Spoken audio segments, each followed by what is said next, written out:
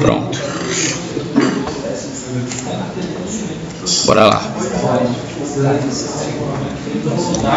Então, dando continuidade à nossa sequência, hoje a gente começa a estudar os aspectos financeiros da arquitetura. Tu me ajuda, que aqui, ó, a volta tá ruim. Bota. Quer que apaga? Tá bem cheia essa sala hoje. Tudo só lá. Isso, tá bom, obrigado. Então, hoje a gente vai começar a entender um pouquinho do critério, gente, do aspecto da arquitetura, que a maioria das pessoas despreza no nosso conhecimento. Não sei se é do conhecimento de vocês, mas todo mundo que pensa num arquiteto jamais pensa na gente como um aliado no sentido de conseguir vencer as etapas financeiras na obra, né?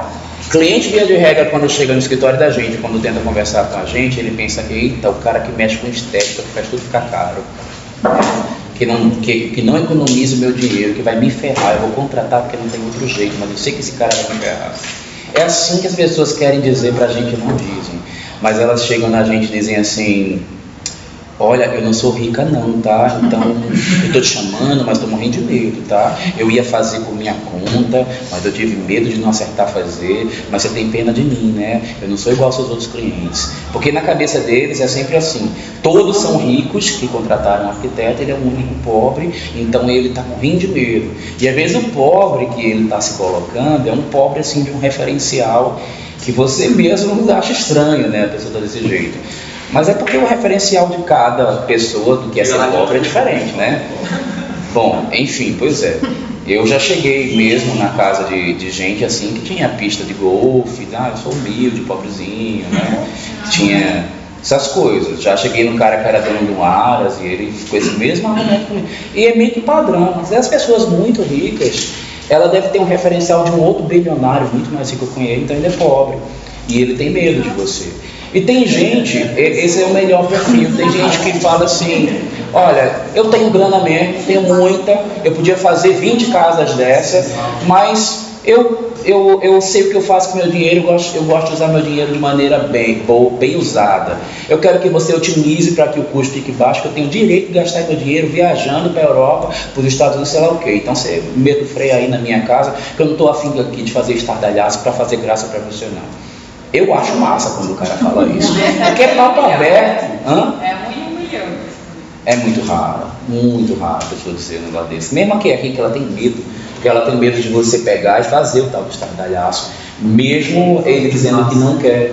Porque, gente, de verdade, os arquitetos têm um pouco disso mesmo. A maioria dos profissionais que estão na área, eles são mal formados e, uma opinião particular minha, são equivocados quanto ao que é o nosso papel. Veja só, nós temos que cumprir etapas, nós temos que obedecer programas e nós temos que, essencialmente, atender às expectativas da pessoa para quem a gente trabalha. A gente está sendo pago para atender aquela expectativa. E dentre várias outras expectativas, uma delas é o financeiro. Se você não consegue projetar alguma coisa que vai ser viável ou que está dentro do padrão de custo da pessoa que te contratou, aquilo vai ficar só no papel. Aí você pensa: não, então tá fácil, é só respeitar. Não é todo mundo que diz quanto ganha nem quanto dinheiro tem guardado. É indelicado, inclusive, você perguntar para o cliente: e aí, você está com quanta grana, né, para a gente fazer a obra? E mesmo que você consiga chegar a falar dessa maneira, que eu não aconselho, a chance de o cliente responder a verdade é mínima. Não vai te contar nunca. Ele fala mentira, ele vai falar que é mentira. Normalmente ele diminui, né? Aí você chega e fala assim: cara, mas assim, você tem 30 mil reais, vai fazer uma casa de 100 metros quadrados, ou de 200 metros quadrados, você não acha que você está querendo um milagre, não?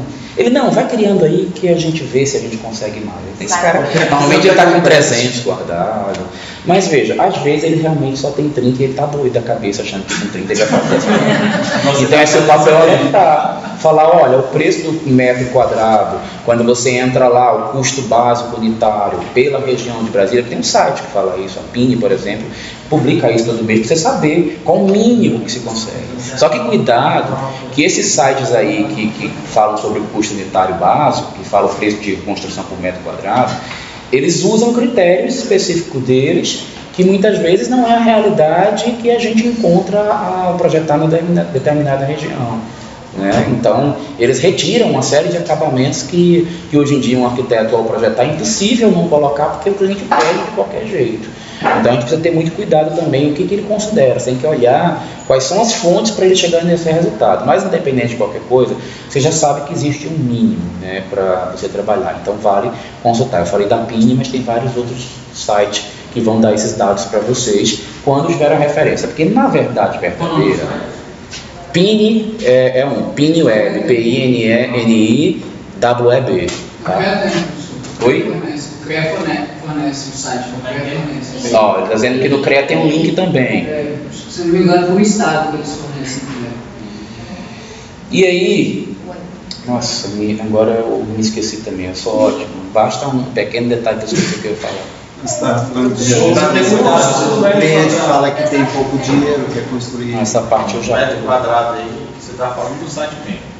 Para vocês se referirem lá só. Porque às vezes ele só tem aqueles 30 mil. E é os É a frase última que eu estava falando, que é mais importante. Esse assunto já encerrei, eu já ia para outra. mas é verdade. Então, peraí, vamos tentar voltar. Bota esse vídeo, tá bom. Bota esse vídeo. Não, eu vou botar os vídeos, mas agora eu já comecei a falar do assunto. Tem que continuar. Vai de novo. Não, eu estou sentindo direto quando eu viro noite. Basta virar noite projeto. Então, quando você vai raciocinar, a gente não vai fazer pergunta. A gente vai aprender o aspecto financeiro, tanto na questão da obra, quanto também para saber qual a avaliação que a gente faz para cobrar do projeto. Posso fazer isso com vocês também, se vocês quiserem. Eu acho que o essencial é isso, que às vezes eu fico meio perdido, porque depois de formado, aí como critério eu consigo cobrar? Quanto que eu vou cobrar pelo projeto? Se é por metro quadrado, que você estava falando? Ó, eu não vou gravar para a aula, tá? Porque é até antiético eu fazer isso. Mas eu posso fazer em off com vocês uma explicação de como as coisas acontecem no meu escritório, para que vocês tenham esse referencial para vocês. Aí sim. É isso que eu quero A saber. gente brinca disso já já. Mas vamos voltar primeiro para a concepção. É o salário. Já está formado, já quer ver Eu só vou meter o salário básico da arquiteto. Não sei de cabeça não. Pergunta ao professor Júnior que vocês vão estudar uma disciplina só para falar disso aí. No 8º semestre vocês têm uma disciplina chamada Atuação Profissional em Arquitetura. Aí ele fala das leis, dos direitos, salário mínimo, uma série de coisinhas. Mas eu acho que é 5, acho que não é 8 não.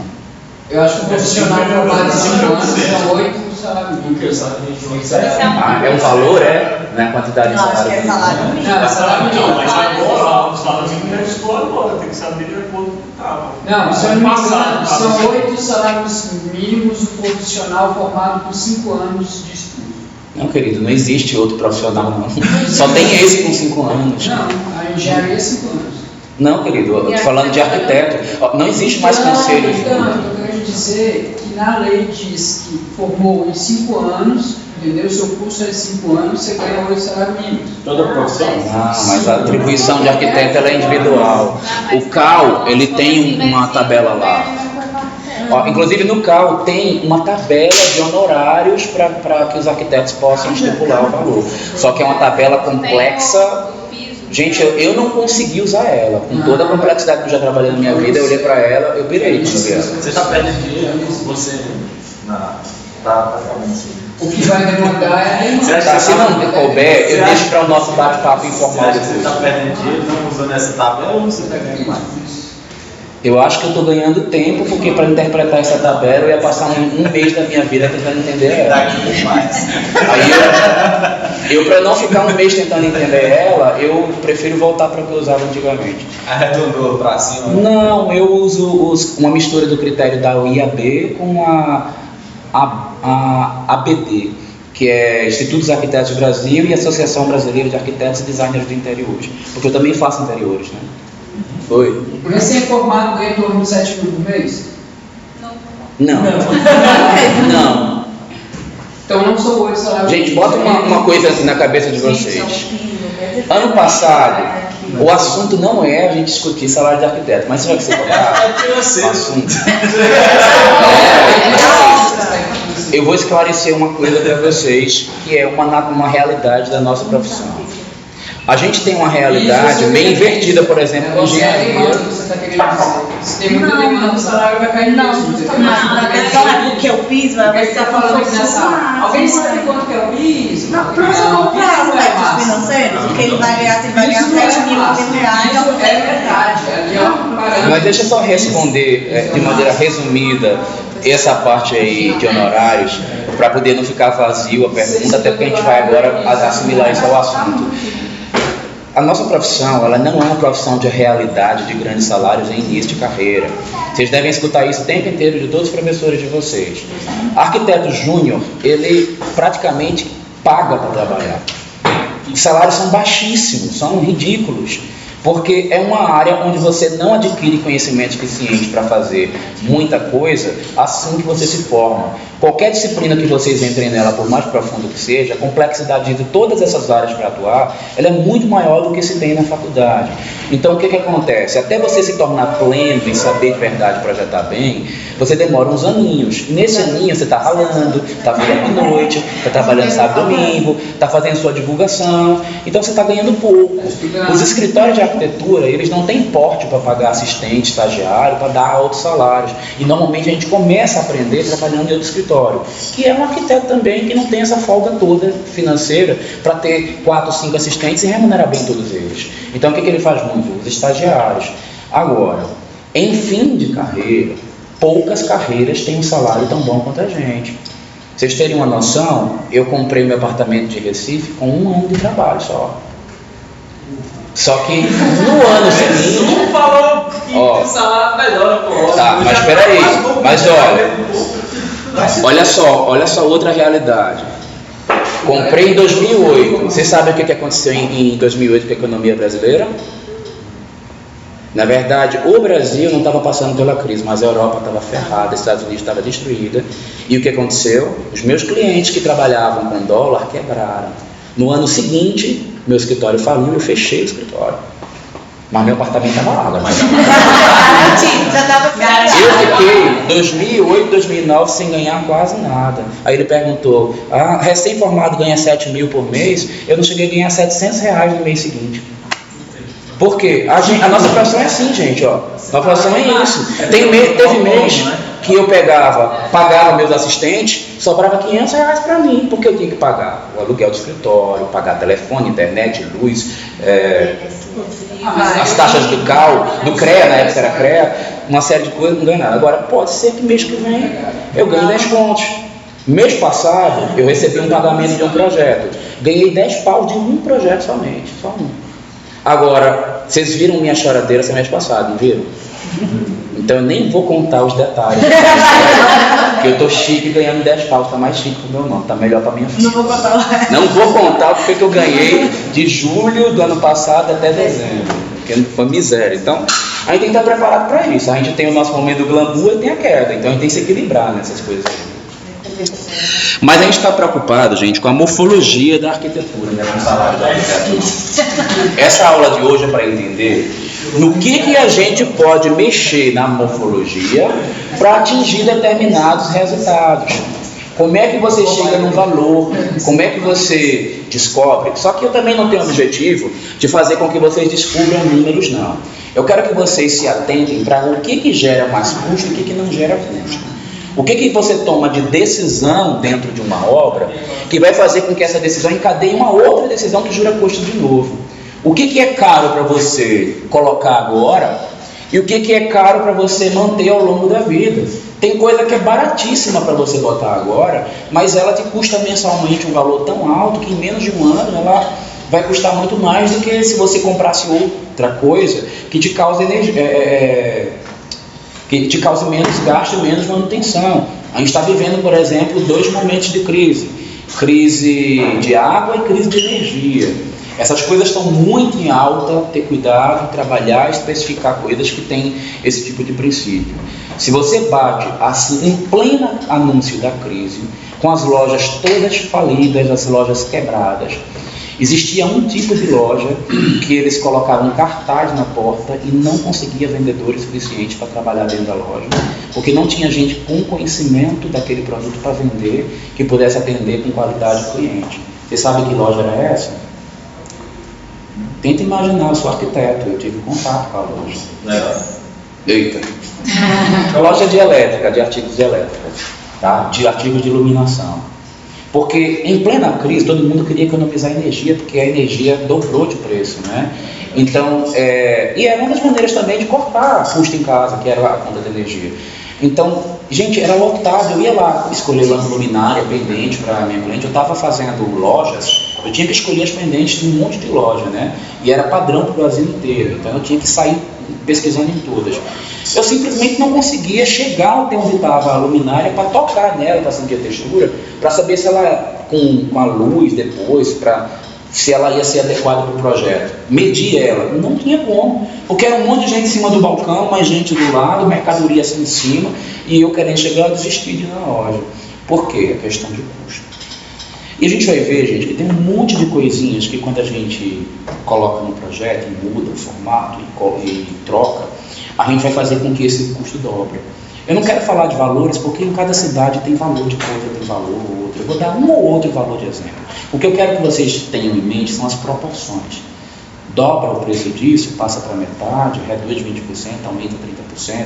Isso que é importante para a gente. Porque no momento em que você está com um cliente, que ele te pede uma opinião, vamos trocar disso para aquilo. Se você não tem isso em cabeça, você não sabe se você está tomando uma boa decisão do ponto de vista do custo ou não. Quando você pensa em negócios comerciais, a relação de custo, ela transita menos por essas coisas aqui e ela vem para este cara.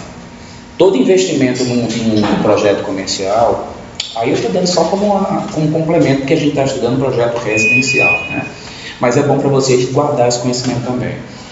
Você precisa saber qual é o giro da empresa, qual é a quantidade de investimento e quanto que é a possibilidade de fluxo de venda para saber se o retorno compensa.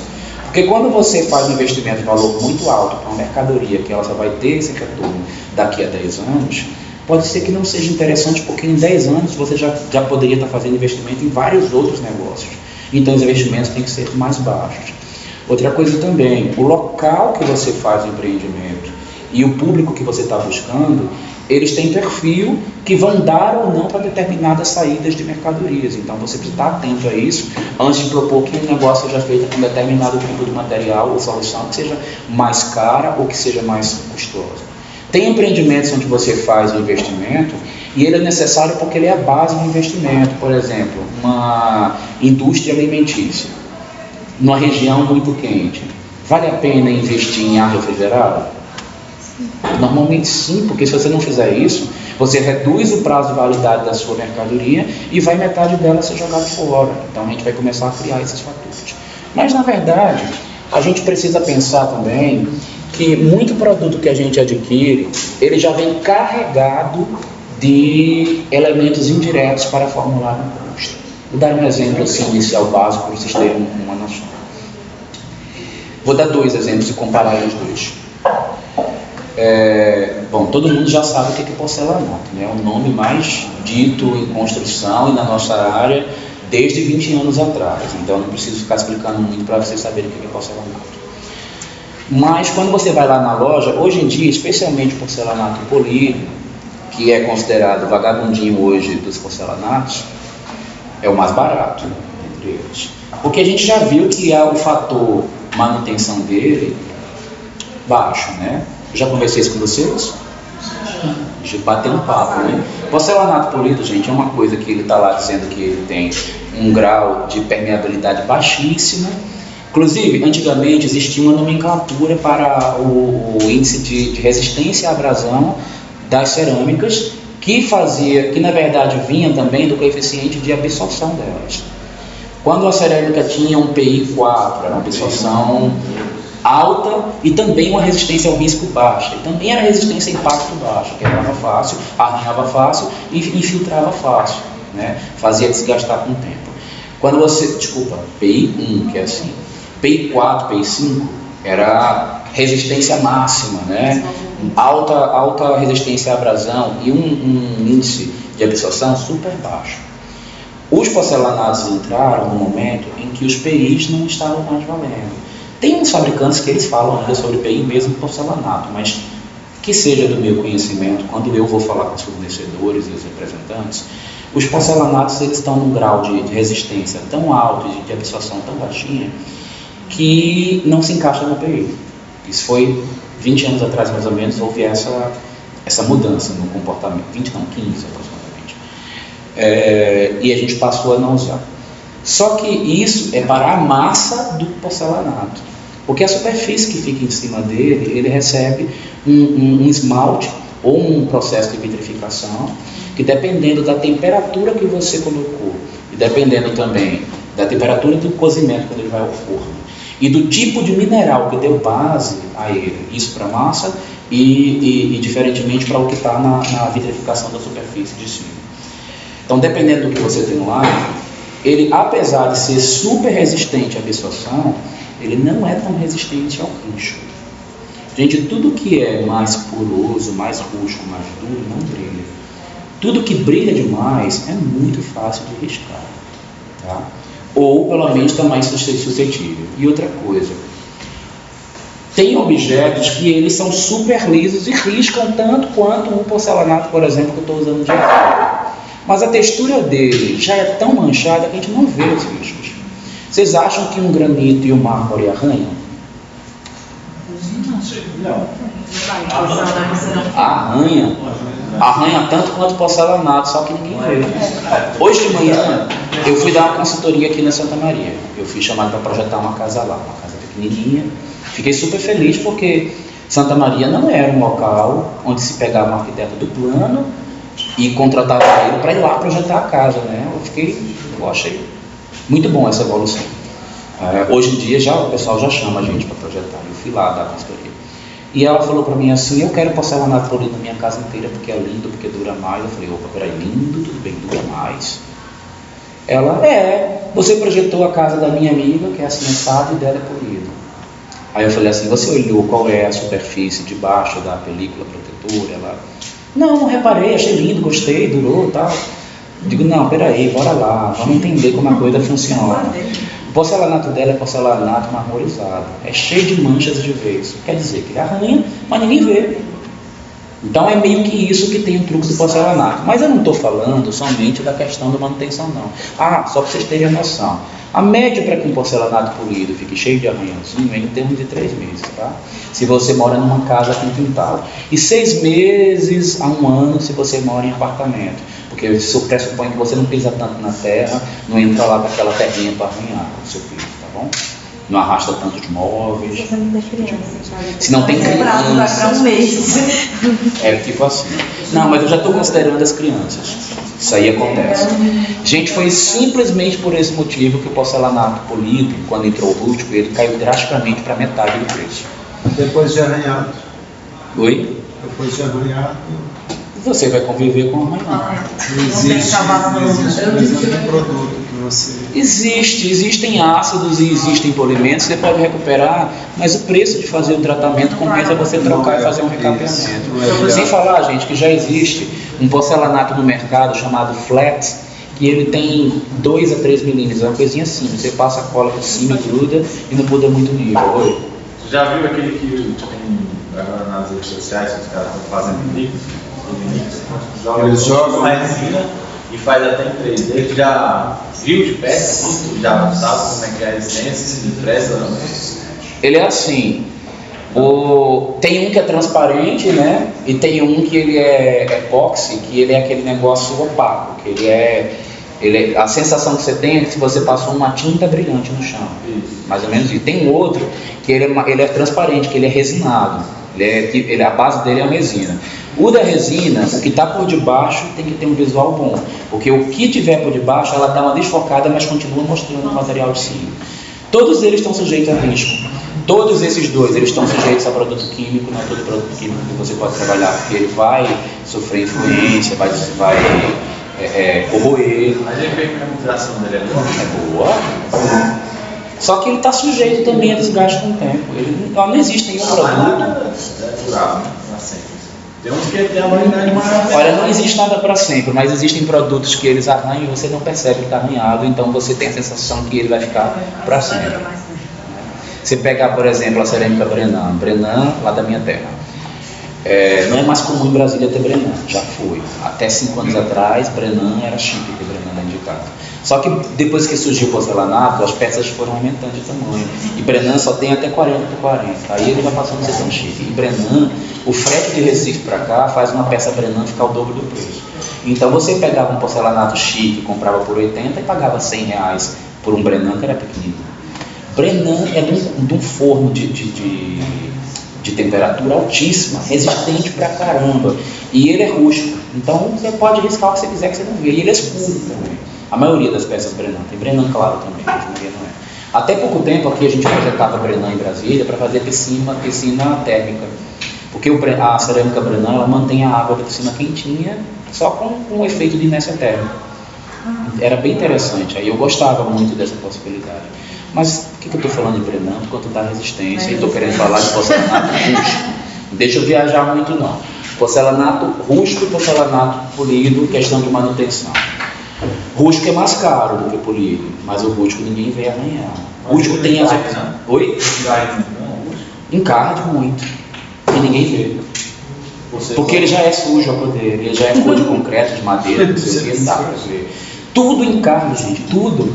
Porque não existe índice de absorção zero. Zero não existe na natureza. Tudo tem algum índice de absorção. E os que não têm, recebem produtos químicos e umidade e vão aumentando a porosidade ao longo do tempo. É aquela porcaria que os alimentados de cerâmica de garrafa. Então, coisa que tem Peraí, antes de falar mal da bicha, vamos entender a bicha primeiro.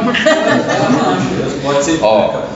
Não, peraí, deixa eu te atualizar, porque até pouco, se você assistir minhas aulas de 3 anos atrás, você vai ver esse mesmo argumento teu. Aí, com a evolução do porcelanato rústico, cerâmica antiderrapante virou outra coisa. Olha só, 3 anos atrás, eu ia muito em Vicente Pires fazer casa. E o que toda dona de casa em Vicente Pires tinha? Pedra Miracema, pedra Perenópolis e cerâmica antiderrapante. Porque Vicente Pires foi um assentamento que foi colocado numa área meio rural, meio de chácaras, né? Tinha um monte de chácaras, então tem uns terrenão gigante. Então a pessoa tem lá uma casinha desse tamanho, porque ninguém tinha dinheiro para construir naquela época, né? Era uma área que estava em ascensão, uma área emergente, ainda não tinha o tipo rico ainda Vicente Pires, né? Aí que ele tinha uma casita num terrenão gigante, e tinha muita área externa, ele tinha que chegar até a casa, né? Sem pisar na lama. O que eles faziam? Entupiam de porcelanato rústico, de pedra Perenópolis e de pedra Miracema. Quando eu chegava na casa dessas pessoas, o primeiro pedido: pelo amor de Deus, quebra essa pedra derrapante, que é o maior inferno que tem na minha casa. Encarde, suja, não tem como sair aquele encardido, não tem como limpar e fica aquele puxado pro resto da vida. Dentro de casa ela vai desfalecendo, vai ficando triste, vai ficando depressiva, vai olhando. Não é assim que vocês são? Vocês não ficam desse jeito? Mulher entra dentro de casa, uma coisa tá ruim, ela entra em depressão, ela olha que tá feio, aquilo vai acabando com ela fica com a autoestima reduzida, até que ela fica louca, dá uns gritos no marido, vai lá, estoura o cartão de crédito e compra e troca o material e manda o pedreiro colocar. Não é assim que acontece com vocês? É isso aí. Eu sei porque eu escuto isso toda vez que eu estou dentro da casa lá, que eu sou contratado, antes de eu falar dos meus princípios técnicos, eu escuto lá ela dando os gritos lá, esses papos do cara, pô, negócio aqui, não sei o quê, fiquei anos, você aqui, com essa coisa feia, mas enfim, onde eu estava? Na pedra. Já existe. O porcelanato rústico mudou muito. Já existe o antiderrapante que não vai dar esse encardido todo. Mas cuidado, que muitas das pedras que eles colocam lá como rústico antiderrapante, ele não é antiderrapante de verdade. Ele não encarde, mas não é antiderrapante não. Eu, particularmente, quando eu vou escolher com um cliente, eu faço cena na loja. Eu tiro os sapatos, eu peço um copo d'água, jogo assim e vou patinar em cima. Se eu patinar, eu digo não compra. Se não patinar, vai comprar, tá valendo. Tá? Porque os fabricantes querem vender, eles mentem muito. Mas a comparação que eu queria fazer não era porcelanato. Era porcelanato polido e piso flutuante de madeira. Piso flutuante de madeira é outra tecnologia que a gente está trabalhando aí, que tem pra caramba para ser utilizado. Gente, vão pegando, porque no dia da apresentação de vocês têm que saber por que vocês decidiram colocar determinadas coisas lá. Vocês não vão precisar fazer um detalhamento de interiores, mas eles vão de boca dizer o que tem no projeto, ok? Na hora de apresentar aqui na frente. Por que tomou determinadas decisões? O piso flutuante, primeiro que a maioria é de madeira, mas não tem só de madeira. A gente tem os pisos flutuantes de PVC. Tem dois tipos principais, um que cola, um outro que encaixa. Esse de encaixe eu acho um barato, porque você vai lá, prende no canto com a régua, né, com o rodapé, vai dando os cliquezinhos, ele vai encaixando, colocou, bota uma manta por debaixo, tanto para evitar a umidade quanto para evitar a acústica, para você não pisar e ficar aquele toque-toque, que é horroroso, que quase todo piso flutuante tem. No meu escritório tem, eu só posso morrer, porque às vezes eu quero sair escondido, não tem como, porque vai contar. Né? Às vezes minha assistente está atendendo alguém na sala dela, e eu tenho uma obra para ir. E eu estou na sala do lado e ela está na dela. Aí na hora que eu estou passando teco-teco, aí a cliente, Raul, vem cá! E eu atrasado do horário, não consigo. Mas o peso de madeira, gente, ele não é muito adequado para a maioria das regiões de Brasília, porque aqui a gente tem muito lençol freático alto. Então o que acontece? Capilaridade, bate nesse piso, umedece e ele vai estragar. Pior do que o de encaixe é o de cola, que é o segundo tipo que eu falei. Porque na hora que tem umidade, aí é dito e feito, não precisa nem ter grande capilaridade. Se tiver uma umidadezinha lá que bateu por debaixo, vai descolar, vai saltar com cola. Então, por esse motivo, o piso flutuante ele é mais comum, por exemplo, nos andares de cima do que nos térreos.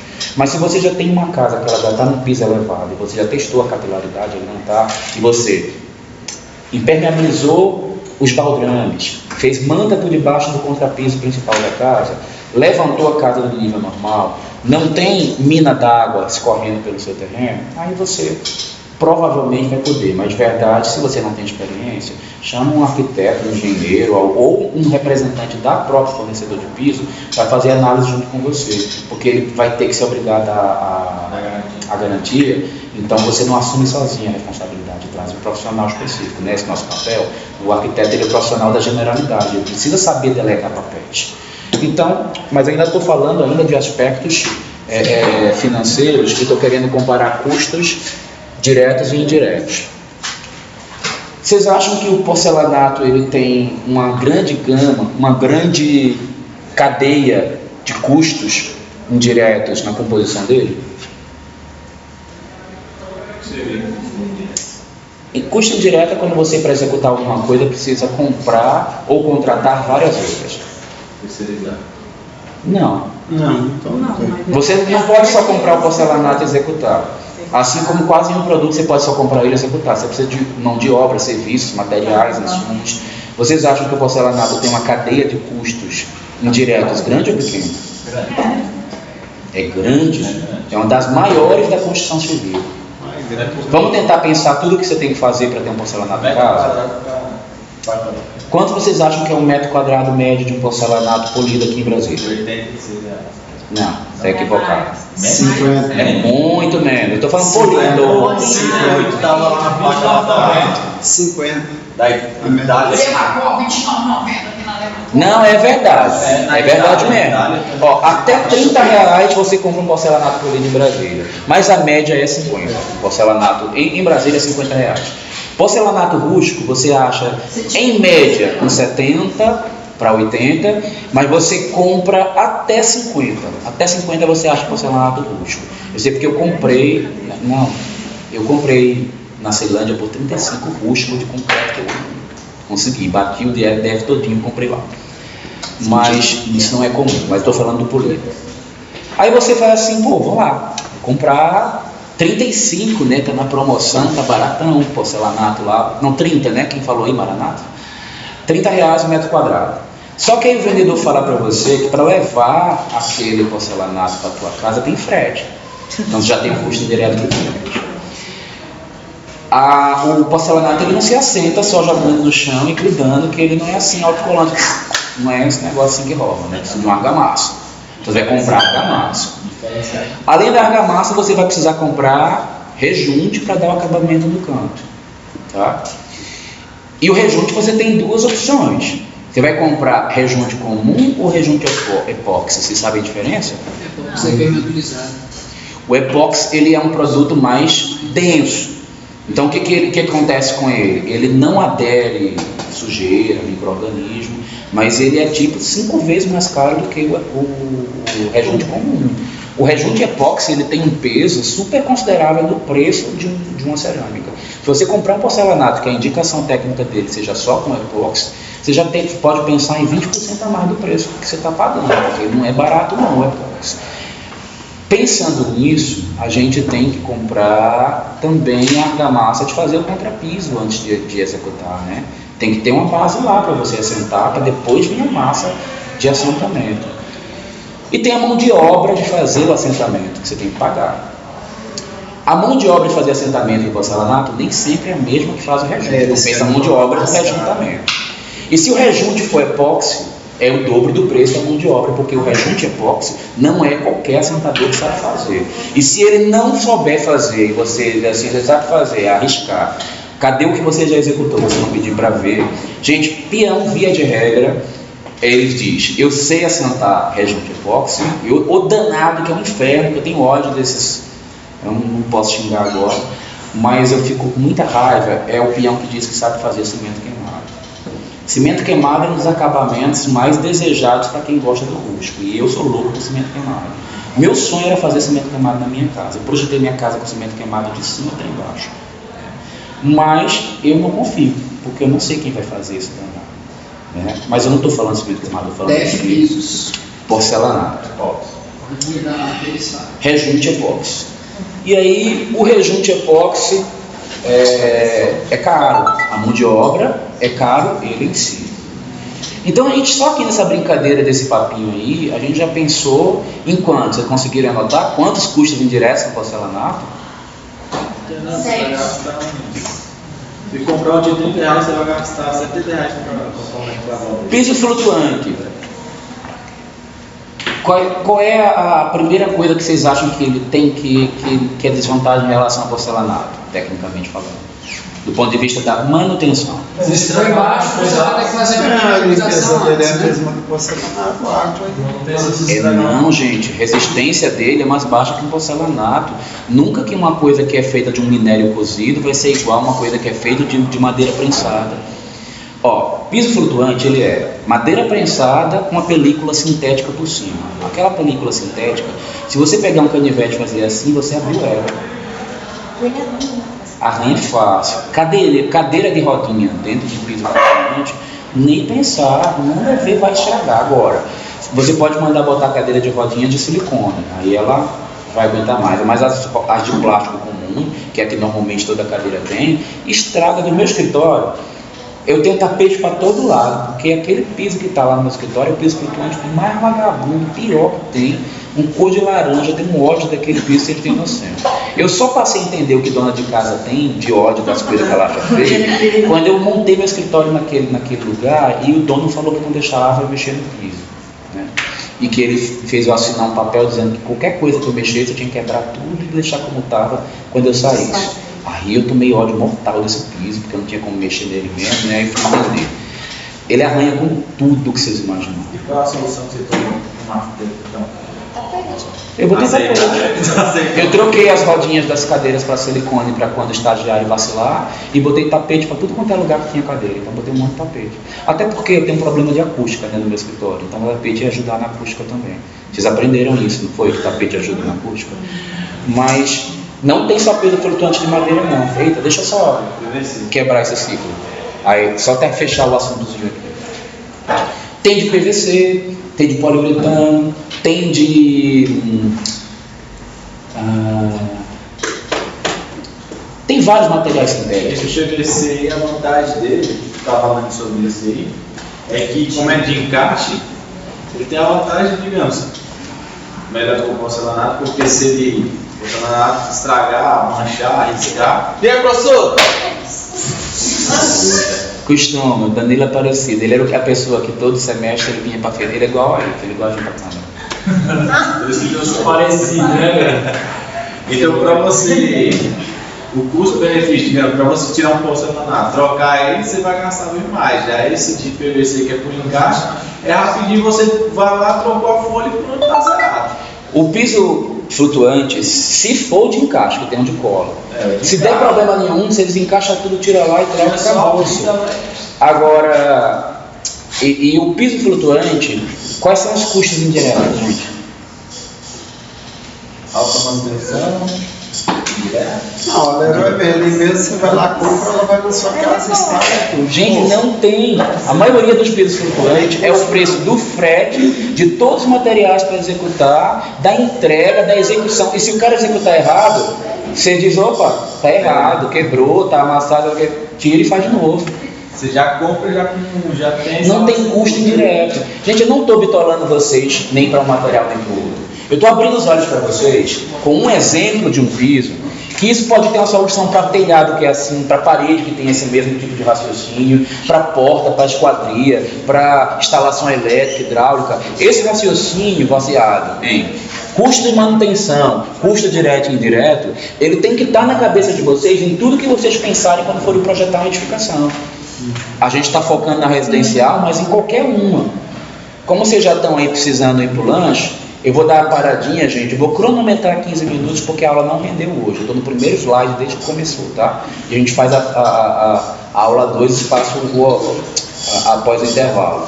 15 minutos em ponto eu inicio com quantos alunos tiver na sala, tá bom? Bom? Vai lá, mãe.